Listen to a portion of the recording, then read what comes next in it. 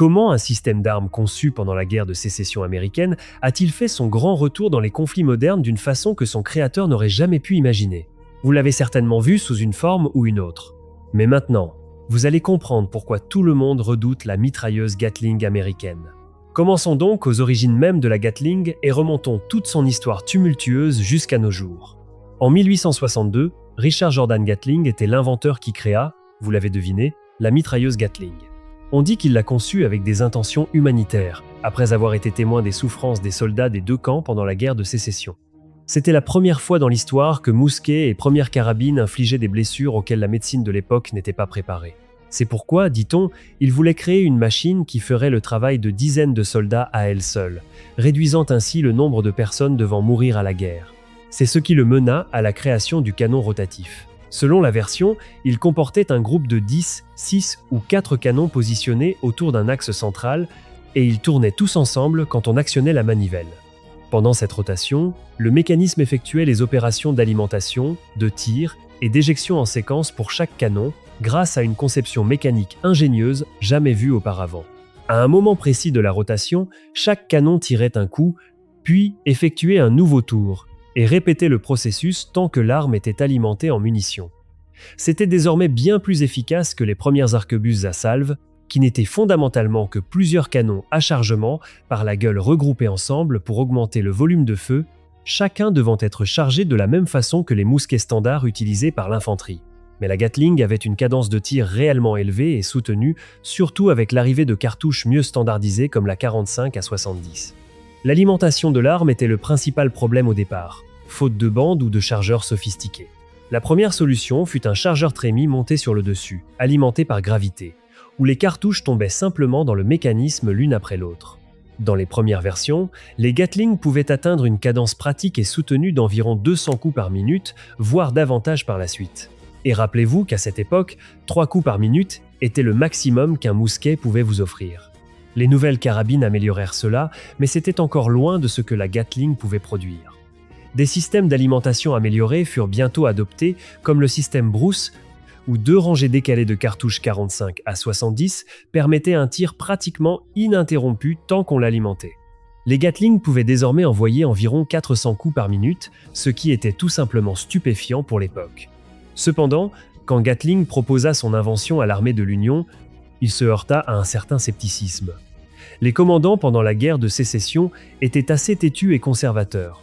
Il fallut un nombre significatif de pertes pour qu'ils admettent enfin que le champ de bataille avait changé avec l'introduction de nouvelles armes, et que les vieilles tactiques de l'ère napoléonienne, avec des formations serrées de soldats avançant à découvert, devaient évoluer également.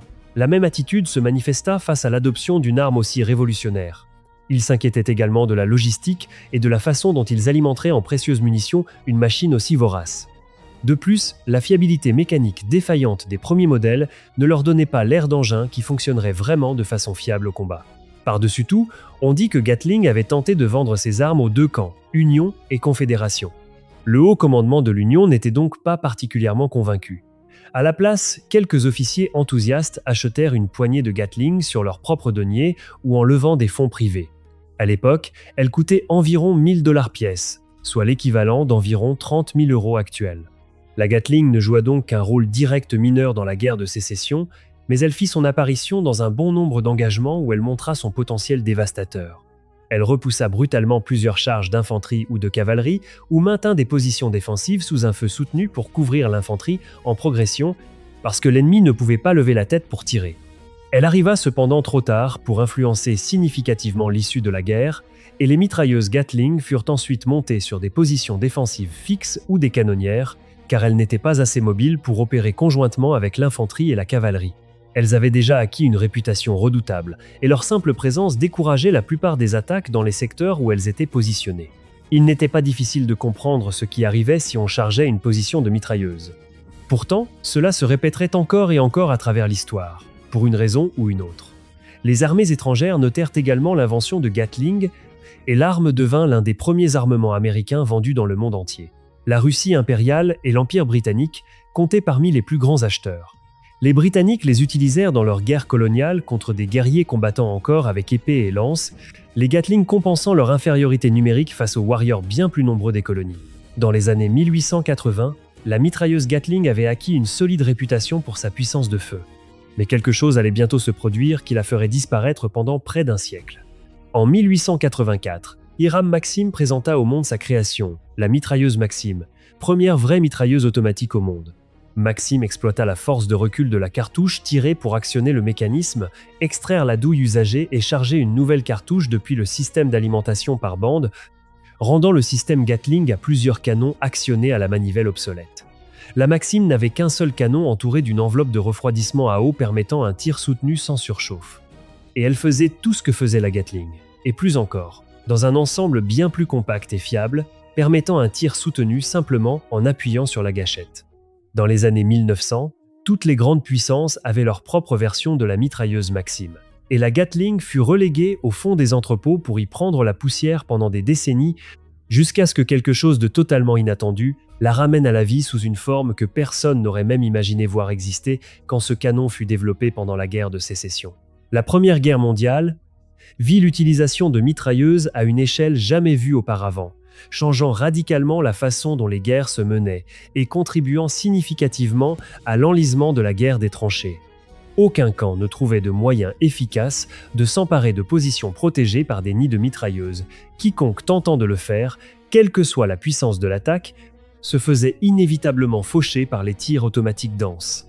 Les années passèrent après la Première Guerre mondiale, et pendant la Seconde, les mitrailleuses évoluèrent des Maxim refroidis à l'eau vers des modèles refroidis par air, à chargeur ou à bande, désormais bien plus légères tout en offrant la même cadence de tir, voire une meilleure. Dans cette guerre, la technologie évolua également rapidement, avec de nouvelles formes de combat comme les chars et les avions décidant désormais de l'issue des batailles. Vous n'auriez probablement pas imaginé que ce seraient les avions de chasse qui redonneraient vie à la phrase « mitrailleuse Gatling ». Et encore plus surprenant que ce seraient des avions à réaction, l'apogée de la technologie des chasseurs après la Seconde Guerre mondiale. Comment cette technologie de pointe avait-elle fini par avoir besoin de quelque chose conçu si loin dans l'histoire des mousquets et des épées? Voici l'explication. Pendant la Seconde Guerre mondiale, les chasseurs évoluaient vers des modèles plus rapides et plus lourdement armés. Mais c'étaient des appareils à moteur à piston et hélice, armés de lourdes mitrailleuses à canon unique ou de canons automatiques de plus petit calibre, comme du 20 ou 30 mm. Le problème avec les chasseurs était qu'ils attaquent des cibles au sol ou, plus important encore, engagent des combats aériens contre d'autres chasseurs, leur vitesse ne leur laissait qu'une courte fenêtre d'une seconde ou deux pour tirer quand leur cible était dans leur ligne de mire.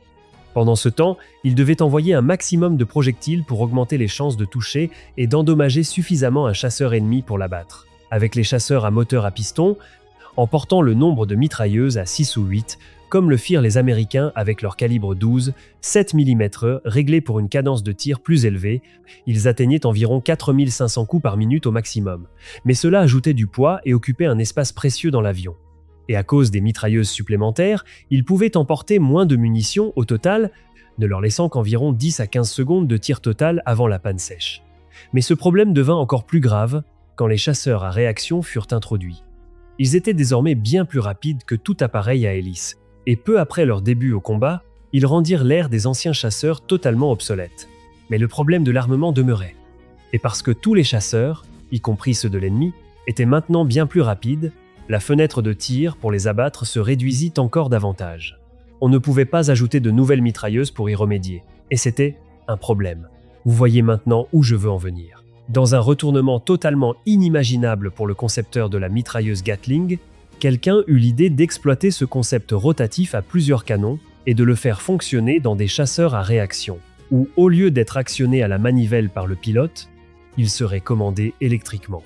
D'ailleurs, Gatling lui-même avait expérimenté l'actionnement de son arme avec un moteur électrique primitif, mais la technologie de l'époque était encore loin de lui permettre de fonctionner de façon fiable. L'idée était que si les mitrailleuses américaines de calibre 12, 7 mm sur les chasseurs à réaction tiraient, davantage de coups par minute, elles devenaient trop peu puissantes pour abattre efficacement des avions à réaction ennemie. La nécessité de canons automatiques plus lourds fut donc reconnue. Mais ceux-ci tiraient depuis des chargeurs pas si fiables et avaient bien sûr une cadence de tir bien plus basse que les mitrailleuses. En cherchant ce nouveau canon devant avoir une cadence de tir incroyablement élevée, quelqu'un eut l'idée de ressusciter la création Gatling du 19e siècle. En 1946, l'armée de l'air américaine lança un projet baptisé Vulcan. On commença à développer un canon rotatif de 20 mm à 6 canons capables de tirer entre 6000 et 7000 coups par minute. Essentiellement, une mitrailleuse Gatling modernisée sous stéroïdes, adaptée à l'usage aéronautique. Avec plusieurs canons, on atteignit cette cadence de tir dingue, sans faire fondre un unique canon qui n'aurait pas pu supporter autant de coups en si peu de temps. Ainsi, chaque canon tirait, puis tournait brièvement pour éviter la surchauffe. Le système d'alimentation fut également conçu de façon ingénieuse pour fonctionner à l'intérieur de l'appareil. Et grâce à la conception simple mais astucieuse de la Gatling, ce système devint l'une des armes les plus fiables, avec plus de 10 000 coups tirés entre 2 incidents en moyenne. Pour éviter les problèmes d'alimentation et le risque que les maillons métalliques expulsés, les douilles usagées sortent de l'appareil et l'endommagent éventuellement, un système d'alimentation sans maillons fut développé. C'était essentiellement un tambour rotatif qui alimentait les cartouches en vrac et récupérait les douilles, les conservant à l'intérieur du chasseur. Le développement de ce projet mena à la création du canon Me-60 et un Vulcan, déployé pour la première fois sur des chasseurs à réaction américains à la fin des années 1950. Il tirait désormais environ 100 coups par seconde, mais ne transportait initialement qu'entre 500 et 1000 cartouches selon l'appareil, obligeant le pilote à vraiment soigner chaque rafale. Le premier chasseur à embarquer le Me-60 et un Vulcan dans son nez fut le FA-104 Starfighter, et il devint rapidement l'armement standard des chasseurs américains. Le Vulcan fit ses débuts au combat pendant la guerre du Vietnam et décrocha rapidement son premier tir victorieux, abattant des chasseurs MiG de fabrication soviétique. Il pouvait littéralement découper un chasseur ennemi avec un groupement serré et précis à une cadence de tir proprement ahurissante. Le Vulcan devint ainsi l'une des armes les plus appréciées des pilotes de chasse.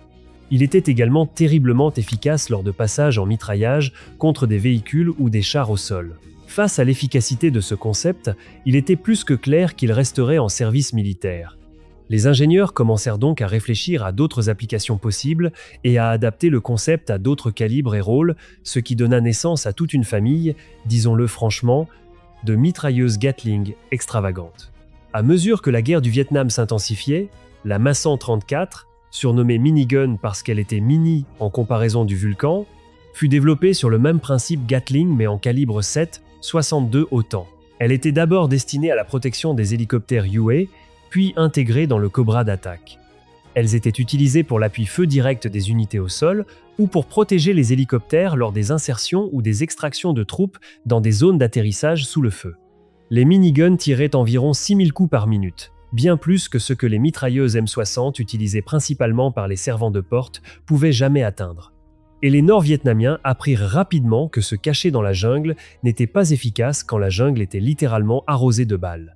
Elle avait son caractéristique, ce vraire, où les coups partaient si rapidement les uns après les autres qu'ils se fondaient en un son continu, et la sensation de tir était décrite comme projeter un jet de plomb liquide sur l'ennemi. Elle crachait des flux de traceurs ressemblant à des faisceaux laser. Mais souvenez-vous qu'un traçant apparaissait généralement toutes les 5 cartouches. Donc pour chaque traçant que vous voyez voler, il y en a 4 autres entre chacun. Imaginez maintenant être de l'autre côté. Mais l'armée de l'air américaine ne s'arrêta pas là, bien au contraire. Ce n'était que le début de ce qu'allait devenir la Gatling. Il y eut aussi le légendaire A-47 Spooky, un avion cargo 47 modifié avec 3 miniguns Mi-100 34 montés pour tirer par le flanc gauche du fuselage. L'appareil tournoyait autour de la cible et l'arrosait littéralement. Par exemple, une nuit de 1969, un AC-47 tira au total 63 000 coups pour empêcher la prise d'un poste avancé sud-vietnamien. On a également le cas d'un Spooky avec 3 miniguns orbitant pendant des heures autour d'une force Vietcong sur un flanc de colline et tirant plus de 20 000 coups, tuant environ 300 combattants ennemis. On rapporta que, je cite, « rien de charnel ne survécut dans la zone d'impact ». Ces appareils tournoyaient au-dessus des bases risquant d'être submergés et leur offraient ce volume de feu extrême qui les maintenait hors de danger. Ce concept s'avéra si efficace qu'il mena à la création de forteresses volantes plus grandes et encore plus lourdement armées comme les AC-119 et AC-130. Ceux-ci emportaient une combinaison de, par exemple, 4 miniguns M134 et 4 Vulcans de 20 mm. Et on peut seulement imaginer l'effet que ces 8 Gatling tirant simultanément pouvaient produire. Frapper l'ennemi avec une cadence de tir aussi délirante avec de telles cartouches garantissait que les ennemis étaient généralement touchés plusieurs fois, et les blessures ainsi créées sont probablement mieux laissées sans description. Puis, on réfléchit à d'autres supports possibles. Ces Gatling se retrouvèrent ainsi sur des véhicules et des embarcations. Des patrouilleurs fluviaux opérant dans le delta du Mekong eurent des Ma-134 montés à titre expérimental, et certains furent même installés sur des camions blindés protégeant les convois de ravitaillement contre les embuscades. Et regardez ça, le Ma-113, transporteur de troupes blindées armé du Vulcan de 20 mm. Il était prévu comme arme antiaérienne contre les aéronefs volant à basse altitude, mais on pouvait aussi, comme les soldats américains au Vietnam, le pointer sur tout ce qui se trouvait au sol qu'on souhaitait effacer de la surface de la Terre. Les États-Unis produisirent environ 10 000 miniguns pendant la guerre du Vietnam et les testèrent sous diverses formes. Mais c'est après le Vietnam que ce concept passa à un niveau supérieur. C'est alors qu'on prit le GA-8 Avenger, une mitrailleuse Gatling monstre de 30 mm à 7 canons développée dans les années 1970 et qu'on décida littéralement de construire un chasseur autour d'elle. Ce fut un programme de l'armée de l'air américaine pour construire un avion d'attaque au sol dédié, ce qui mena à la création du légendaire ADIX Thunderbolt II, mieux connu sous le nom de Warthog. Le GA-8 est bien plus grand que le Vulcan, pesant environ 1800 kg avec son énorme système d'alimentation et son tambour qui contient 1150 coups de munitions 30 x 173 mm. Le canon tire à 3900 coups par minute, soit environ 65 coups par seconde. Et il dispose de munitions spéciales hautement explosives ou perforantes capables de détruire pratiquement tout ce qu'on peut rencontrer sur le champ de bataille. Il fut en réalité conçu pour contrer la menace émergente des masses de chars soviétiques pendant la guerre froide avec le développement d'obus perforants spéciaux à uranium appauvri. Vous pensez peu être que les chars modernes résisteraient facilement à un impact de 30 mm et vous auriez raison s'ils tiraient sur eux de face là où le blindage est le plus épais. Le Warthog attaque depuis les airs et tire vers le bas sur le blindage de toit du char, qui est le plus mince. Et en arrosant le char de dizaines de coups qui le touchent, certains causeront assurément suffisamment de dégâts pour le mettre hors d'état de nuire. Le Warthog et son Gatling monstre entrèrent en action lors de la guerre du Golfe où il détruisit des centaines de cibles terrestres, dont des chars. Mais ce n'était toujours pas la fin du développement de la Gatling. Les forces navales adoptèrent également des versions Gatling pour des systèmes de défense rapprochés protégeant les navires. Par exemple, la marine américaine introduisit en 1980 le système Phalanx, qui consiste en une tourelle autonome avec un canon Vulcan guidé par radar capable de détecter et d'abattre automatiquement les missiles anti-navires entrant comme ultime ligne de défense. Par-delà ces systèmes, il existe aussi ce qu'on appelle le microgun, qui est essentiellement la minigun, mais en calibre 5,56 mm sous une forme plus légère, capable toutefois de tirer 10 000 coups par minute, bien qu'elle n'ait jamais été adoptée largement. Il en existe également une en calibre 12,7 mm, mais ce sont principalement les versions 1134 qui sont utilisées et montées sur divers véhicules comme des Humvee et autres plateformes similaires. Ce qui est donc totalement ironique comparé à l'intention originale de Gatling de réduire le nombre de victimes dans les guerres, c'est qu'il a en réalité créé une arme qui non seulement a tué tant de personnes tout au long de l'histoire et continue de le faire de façon plus qu'efficace, mais qui a également évolué à ce point, et est utilisée sur des plateformes que personne, au moment où Gatling l'inventa, n'aurait même pu imaginer, comme les avions de chasse. Nous verrons combien de temps encore le design de Gatling perdurera. Pour l'heure, rien ne laisse présager une mise à la retraite prochaine.